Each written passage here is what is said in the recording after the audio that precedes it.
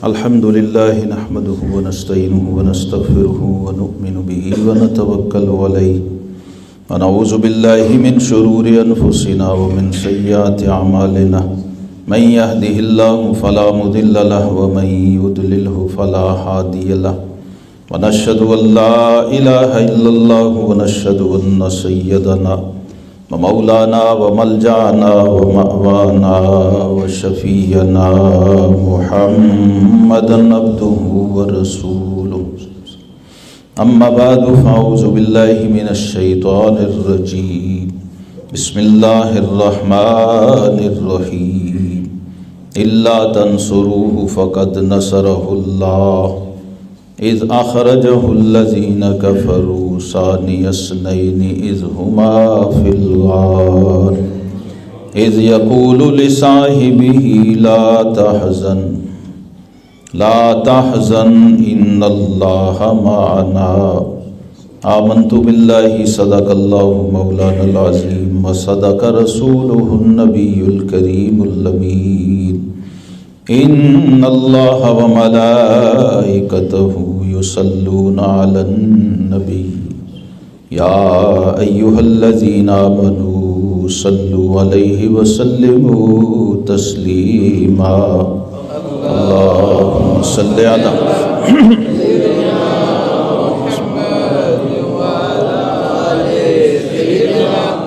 محمد وعلى آله محمد وأصحابه اللهم صل على محمد وعلى آل سيدنا محمد وأصحابه سيدنا محمد وبارك وسلم عليه الصلاة والسلام عليك يا سيدي يا رسول الله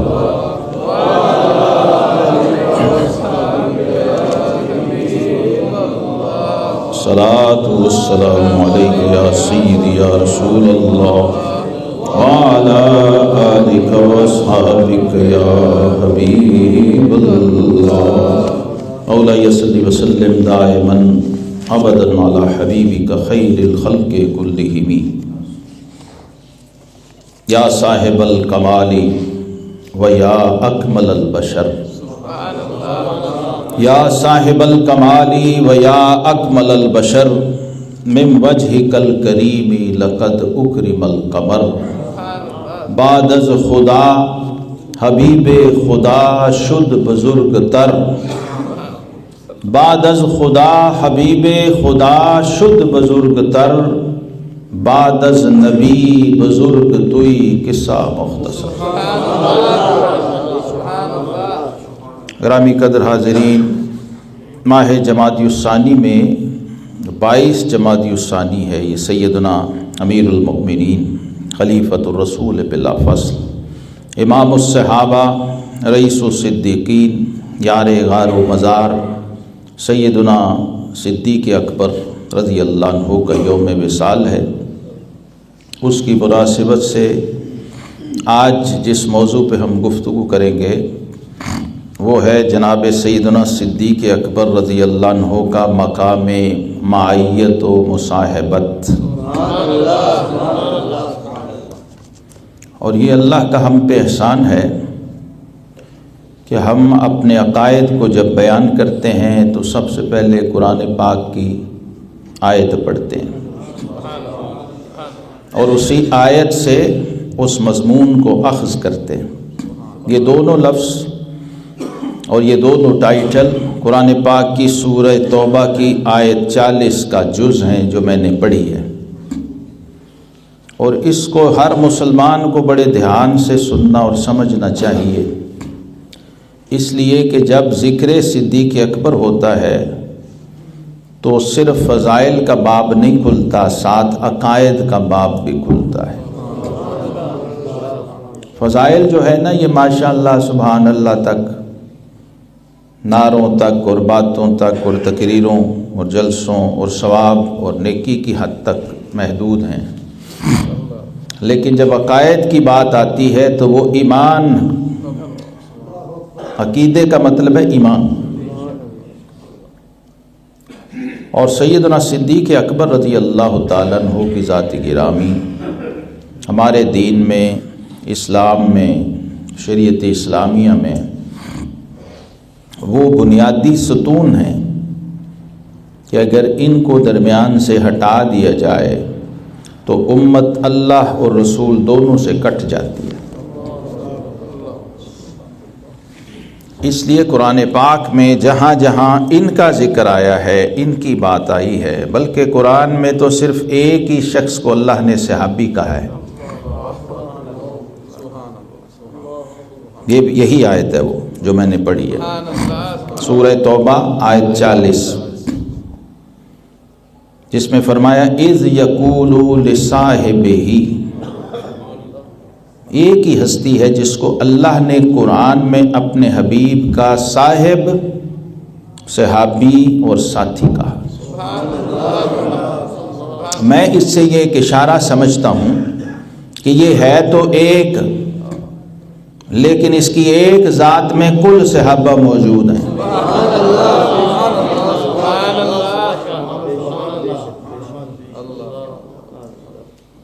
تو بظاہر یہاں صدیق اکبر کی صحابیت بیان ہوئی، اور شیعہ سنی دونوں تفسیروں میں یہ بات موجود ہے کہ جو صدیق اکبر کی صحابیت کا منکر ہے وہ کافر ہے، وہ دائرہ ایمان سے خارج ہے، کیونکہ وہ قرآن کا منکر ہے۔ اس لیے ہم یہ کہتے ہیں کہ جو شخص صدیق اکبر کا انکار کر رہا ہے وہ پورے دین کا انکار کر رہا ہے۔ اور ہمارا یہ عقیدہ ہے کہ ناواقف حق دشمن آیات جلی ہے، ناواقف حق دشمن آیات جلی ہے، جو منکر صدیق ہے، گستاخ علی ہے۔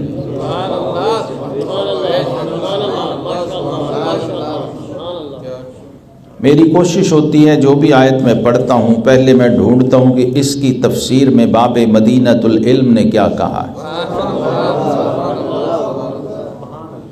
یہ اس لیے تاکہ کسی کو فرار کا موقع نہ،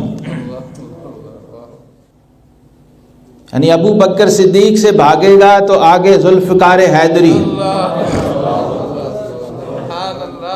یہ لوگوں کو پتہ نہیں ہے کہ صدیق اکبر کے مسلح کے پہرے پر حیدر کرار کھڑے ہیں۔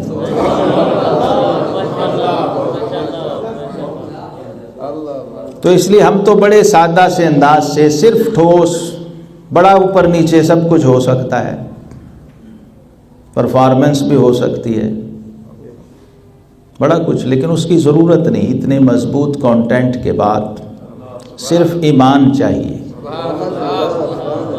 اگر ایمان ہو تو کافی ہے۔ سو اللہ رب العزت نے قرآن پاک میں اذ یقول لصاحب جو کہا ہے، یہ بھی ہماری گفتگو کا موضوع ہے۔ پہلے جو بات کی ہے وہ ہے اذ یقول لصاحب، ہی اپنے ساتھی سے کہا، اور یہ الحمدللہ اس امت کی ساری تفسیریں، سارے فرقوں کی، خاص طور پہ شیعہ تفاسیر جتنی بڑی ہیں، اس سب میں اس آیت کے تحت لکھا ہوا ہے کہ وہ صاحب ابو بکر صدیق ہے۔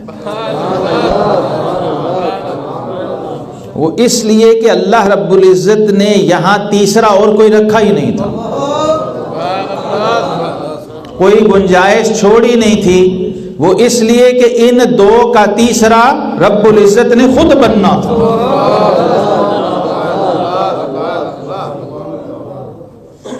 تو یہ تو قرآن کی نص نے طے کر دیا کہ جہاں یہ دو ہوں وہاں تیسرا بندہ بشر کوئی نہیں ہوتا، رب خود ہوتا ہے۔ یہ قرآن نے بھی طے کر دیا ہے، اور یہ حدیث صحیح میں بھی، صحیح بخاری کی حدیث میں اس کی تفسیر جو آقا کریم علیہ السلام نے خود فرمائی اسی موقع پر، اس میں بھی یہ الفاظ آ گئے، مائیت بھی اور مصاحبت بھی، یہ دونوں قرآن سے ثابت ہیں۔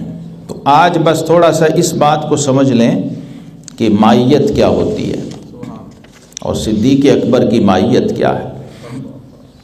اور اس سے پہلے آج ایک انتہائی قیمتی نکتہ ہے، وہ لفظ غار کے حوالے سے۔ غار کیا ہوتی ہے؟ آپ نے ہزاروں بار یہ لفظ سنا ہے، غار کا لفظ، اور یہ قرآن میں بھی آیا ہے۔ یہ غار کیا چیز ہے؟ اللہ سیدنا عبداللہ بن عباس رضی اللہ عنہما حضرت علی کی روایت بیان کرتے، کہتے ہیں جب آقا کریم علیہ الصلاۃ والسلام نے یہ آیت کریمہ تلاوت کی اور سیدنا علی نے سنی، ثانی اثنین اذ ہما فی الغار، دو میں سے دوسرا جب کہ وہ غار میں تھے، تو قال یا رسول اللہ لما سمی الغار غارا، تو حضرت علی نے کہا حضور یہ غار کو غار کیوں کہتے ہیں؟ اس کا نام غار کیوں رکھا گیا ہے؟ یہ ہے علی، ساری کائنات یہ کروڑوں بار سنتی رہے گی تو سنتی رہے گی بس۔ علی علم نبوت کا متلاشی رہتا، علی قرآن کے سمندروں میں غوطہ زن ہوتا، اور پتہ ہے کہ صاحب قرآن کے بغیر یہ ممکن نہیں۔ تو کہا حضور یہاں غار کو غار کیوں کہا گیا؟ یہ عجیب بات ہے، غار تو غار ہزاروں غاریں ہیں دنیا میں، لاکھوں غاریں ہیں، تو اس کا تو کوئی اسپیشل نام ہونا چاہیے تھا نا، یا سور کہتے جو اس کا اصل نام ہے، تو صرف غار کہہ کے کیوں چھوڑا؟ تو آقا کریم علیہ السلام نے فرمایا، یہ میں آپ کو پہلے سمجھا دوں تاکہ بات آپ کو سمجھ آ جائے، یہ جو لفظ غار ہے نا یہ غیرت سے بنا ہے، غیرت سے۔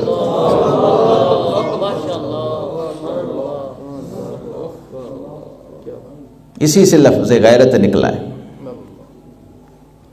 تو آقا کریم علیہ السلام نے فرمایا لِأَنَّ اللَّهَ تَعَالَى غَارَ أَن يُنزِلَ عَلَيَّ فِيهِ أَحَدًا غَيْرَ أَبِي بَكْرٍ، اس غار کو یہاں غار کہہ کے قرآن میں اس لیے بیان کیا ہے کہ اللہ کو اس بات سے غیرت آئی کہ سوائے ابو بکر کے کوئی اور تیسرا میرے ساتھ ہو۔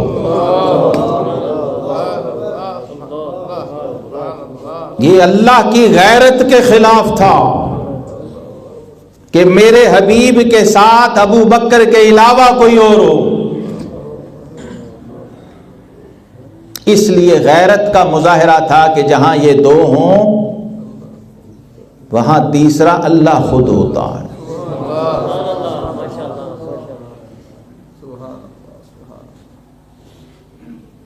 اور اسی آیت میں آگے ہے وَأَيَّدَهُ بِجُنُودٍ لَمْ تَرَوْهَا فَأَنزَلَ اللَّهُ سَكِينَتَهُ عَلَيْهِ، جب وہ کافر دشمن پیچھے آئے تو اللہ نے سکون اور اطمینان جناب صدیق اکبر کے قلب پہ اتارا۔ اور وَأَيَّدَهُ بِجُنُودٍ لَمْ تَرَوْهَا، اور اپنے ایسے لشکروں سے ان کی مدد فرمائی جنہیں تم دیکھ نہیں سکتے، وہ اندیکھے لشکر تھے۔ تو پوچھا حضور یہ جو اللہ نے فرمایا ہے اندیکھے لشکر یہ کیا ہیں؟ تو آقا کریم علیہ السلام نے فرمایا ایدنی ربی ولی ابی بکر فی الغار بعشرۃ آلاف ملک، اللہ نے میری اور ابو بکر صدیق کی مدد 10,000 فرشتوں کے ذریعے فرمائی، علی خیول من نور، جو نور کے خیموں میں تھے، حوافرھا فی الارض ورؤوسھا فی السماء، ان کے جو سر تھے وہ آسمانوں میں تھے اور ان کے تلوے زمینوں کے اندر تھے۔ اور تیسرا سوال جناب علی کے ذرا تجسس کا اندازہ کرو مسلمانوں، کوئی بھی نہیں کر سکتا، کوئی بھی نہیں کر سکتا، کیونکہ یہ چیز منبر پہ آئی نہیں ابھی اور لوگ مانوس نہیں ہیں۔ حضرت علی سے بڑھ کے کسی کا تجسس اس بارے میں نہ تھا نہ ہو سکتا ہے کہ میں تو ادھر مکے میں حضور علیہ السلام کے بستر نبوت پہ تھا اور یہ دونوں غار ثور میں تھے، تو اب آگے کیا ہے؟ انہوں نے کہا حضور یہ جو لا تحزن آپ نے فرمایا، غم نہ کر ابو بکر، تو ابو بکر صدیق کو غم کس بات کا تھا جب آپ ساتھ ہیں، اللہ ساتھ ہے؟ تو جناب آقا کریم علیہ السلام نے فرمایا کان حزنہ علی ان یعرف موضعہ من اللہ عز وجل، فرمایا علی میرے صدیق کو اس لمحے کے علاوہ بیچ میں کوئی زندگی میں ایسی گھڑی ملی نہیں تھی کہ وہ اس بات کو سوچتا، تو غم اسے اس بات کا تھا کہ میرا مقام میرے رب کی بارگاہ میں پتہ نہیں کیا ہے، میں کسی کھاتے میں ہوں بھی کہ نہیں، یہ فکر تھی، اس بات کا غم تھا۔ بڑا کچھ اس پہ لکھا ہے مفسرین نے، اس پر بہت کچھ لکھا ہے لوگوں نے، لیکن یہ اصل راز اور اصل سر یہ ہے جو صوفیاء اور اہل حال اور عرفاء نے بیان کیا۔ یہ فکر تھی ابو بکر صدیق کو کہ میری حیثیت، میرا سٹیٹس بارگاہ الہی میں کیا ہے، میرا مرتبہ کیا۔ تو یہ آقا کریم علیہ السلام نے کھولا، حالانکہ ابو بکر صدیق کو بتانا چاہیے تھا۔ یہ حال صدیق اکبر کا ہے اور بیان آقا کریم فرما رہے ہیں۔ نعرہ تکبیر، نعرہ رسالت، نعرہ صدیقیہ، نعرہ حیدری۔ اور یہ مجمع الزوائد میں امام حیثمی اس روایت کو بھی لائے ہیں، کہتے ہیں وہ غم جو تھا آخر اس نے جوش مارا اور عرض کی یا رسول اللہ، غار ثور میں جو مکالمہ ہے یہ ہے اللہ اور اس کے حبیب کا، جو گفتگو ہے، حضور آپ کی نبوت اور رسالت کی جو شان ہے اس سے آپ کا مرتبہ جو اللہ کی بارگاہ میں ہے وہ تو معلوم ہے، تو طے ہے آپ کی شان کیا ہے۔ فَنَعَيُّ شَيْءٍ یا رسول اللہ، حضور میں کہاں ہوں،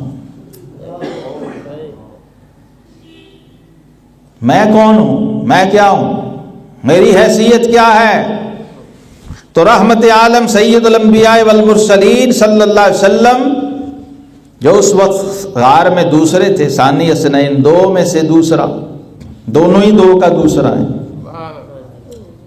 فرمایا انا رسول اللہ، میں اللہ کا رسول ہوں، وانت صدیقی، میں اللہ کا رسول ہوں، وانت صدیقی، اور تو میرا صدیق ہے، وجناحی، اور میرا بازو ہے، ومونسی، اور میرا ساتھی اور غمگسار ہے، وانیسی، اور میرا محرم راز ہے، وموضع سری، اور میرے رازوں کا خزانہ ہے، وانت خلیفتی من بعدی، اور تو میرے بعد میرا نائب و خلیفہ ہے، تقوم فی الناس مقامی، جہاں آج میں کھڑا ہوتا ہوں جب میں نہیں ہوں گا تو وہاں تم کھڑا ہوگا۔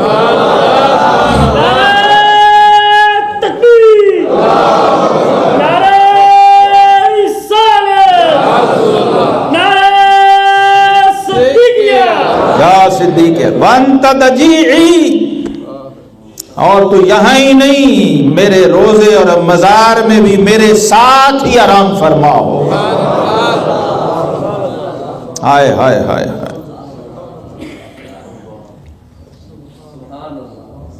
یہ جسموں سے نہیں روحوں سے سننے والا خطاب ہے۔ مسلمانوں، یہ آخری جملہ بولنے سے پہلے مجبوراً کہہ رہا ہوں، اپنی روحوں کو حاضر کرو۔ آخری جملہ زبان رسالت سے گویا رب العالمین نے فرمایا ہے۔ یہ ساری شانیں بیان کر کے وَإِنَّ اللَّهَ تَعَالَى قَدْ غَفَرَ لَكَ، فرمایا میرے صدیق بے شک میرے رب نے تجھے بھی بخش دیا، وَلِمُحِبِّكَ إِلَى يَوْمِ الْقِيَامَةِ، اور جو قیامت تک تجھ سے محبت رکھتا ہوگا اس کو بھی بخش دیا۔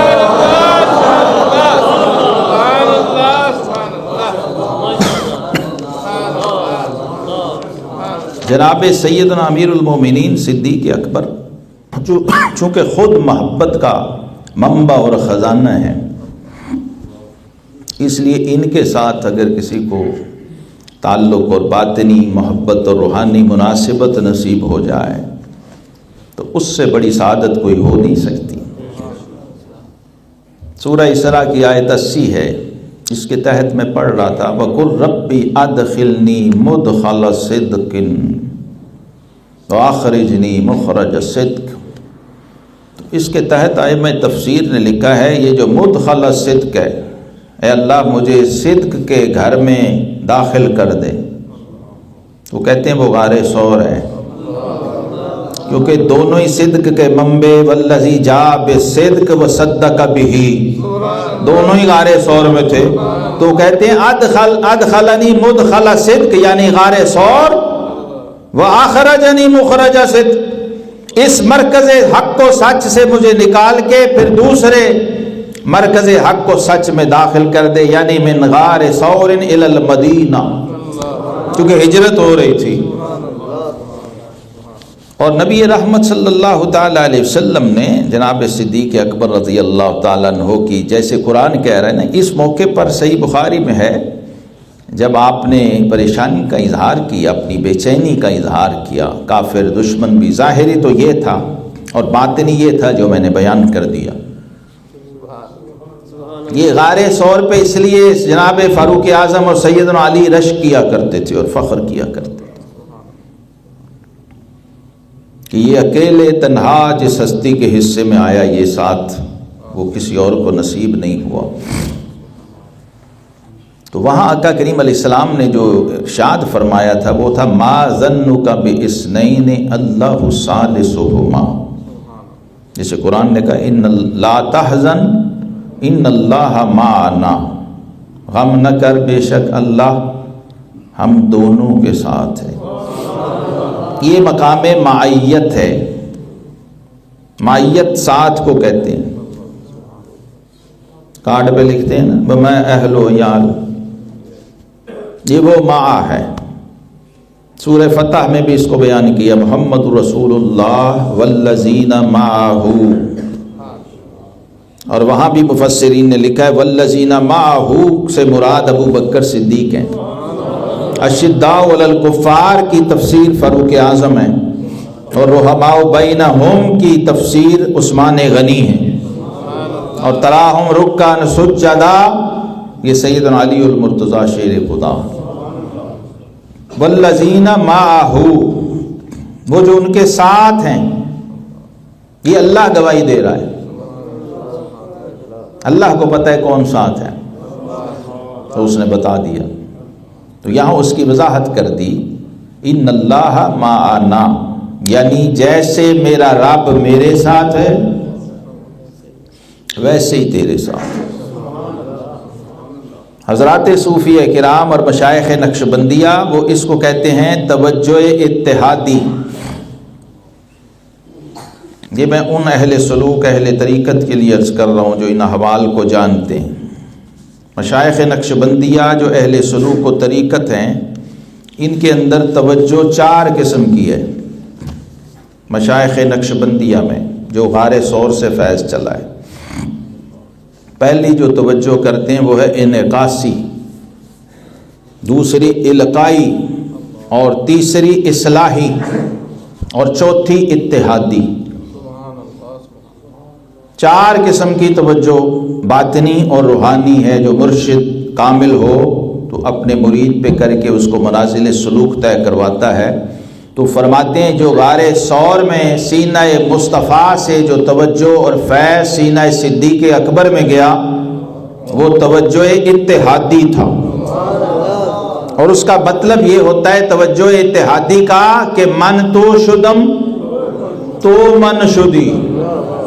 غار میں داخل ہونے سے پہلے تو میں حبیب تھا تو صدیق تھا، جب غار سے نکلے تو ظاہری حالت بھی ایسی ہو چکی تھی کہ مدینے والے پہچان نہیں سکے کہ یہ حبیب کون ہے اور صدیق کون ہے۔ یہ ہے توجہ اتحادی، یعنی یک جان دو قالب، جس کو صوفیہ مقام فنا کہتے ہیں فنا فی الشیخ، فنا فی الرسول اور فنا فی اللہ۔ تو صدیق اکبر کے قربان جائیں، ان کے شیخ بھی وہی تھے، ان کے رسول بھی وہی تھے، تو آگے ایک ہی قدم تھا بس، اور وہ تھا فنا فی اللہ۔ تو اس کی تائید اللہ نے قرآن میں کر دی، ان اللہ معنا، اے میرے دونوں پیارو، اب جہاں تم دو ہوگے وہاں تیسرا ہمیشہ میں ہوں۔